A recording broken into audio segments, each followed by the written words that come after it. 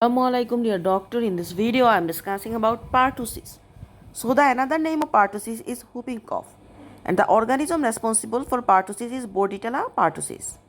The clinical features. The clinical features is a long features. We also whooping cough tell that is a 100 days cough. So there are three stages of the features. First stage is catarrhal phase that is lasts for 1 to 2 weeks. Next is paroxysmal phase and convalescent phase last one.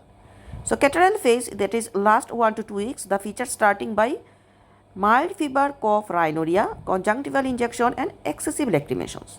Then paroxysmal phase lasts 2 to 6 weeks and it presenting begins during second weeks of the illness. Paroxysmal cough like whooping cough, whoop like sound make in pertussis. That's why its name is whooping cough. It is a strange type cough and inspiratory stridor also present. Now the last stage is convalescent phase that is last 1 to 2 months and there is gradual reduction in the symptoms occur. Treatment of pertussis is that azithromycin and trimethoprim sulfamethoxazole. Remember, any azithromycin, clarithromycin, erythromycin, these are we use in treatment of pertussis. Thank you.